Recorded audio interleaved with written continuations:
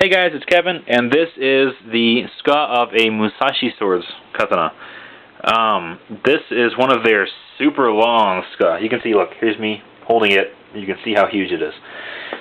A lot of people like that really long Tsuka because they say that it gives them extra leverage when they cut. Well, if you focus too much on the leverage, then you're focusing too much also on powering through. With proper technique, you get much better cuts than you do with powering through. Now, extra long Tsuka means more leverage, or so people say. Something else about this, you can see that it was at one time double pegged. Don't take any of this stuff for granted. Here's why. Of course, you can only see this by unwrapping the Tsuka, but anyways, this is what I found when I did. There's a strip of wood on the back, and by the way, I had to obliterate this thing because it was not coming off. I see why now, but anyways, I'll show you. This is a completely different type of wood than the rest of it. I'll show you in a moment. It's a completely different color. It's like red, whereas the rest of it's white wood. It looks like either the piece of wood on the back was broken and they put that in there to fill in the hole, or they actually had cut a hole in the back and dropped the Nakago into it and used that to help seal it up.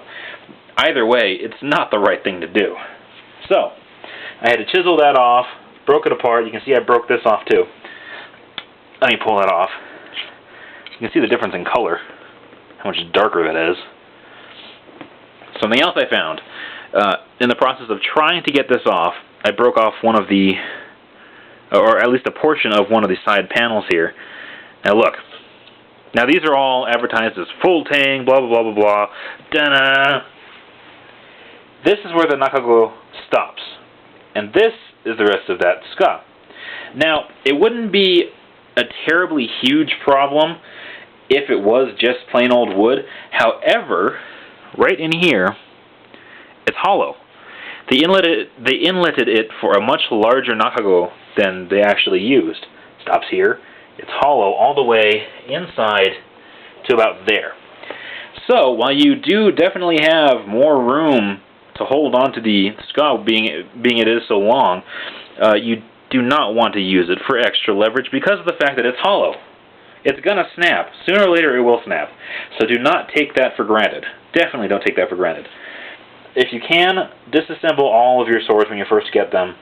This one, of course, you wouldn't be able to see all this. This is all glue. See if I can... Wow, that's stiff stuff. There. It's just glue. It was glued in. Even with the pegs, they glued it in.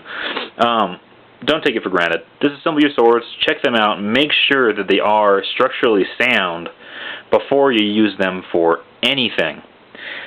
Anywho, this is the perils of, one of the perils of the production sword market. They really don't care.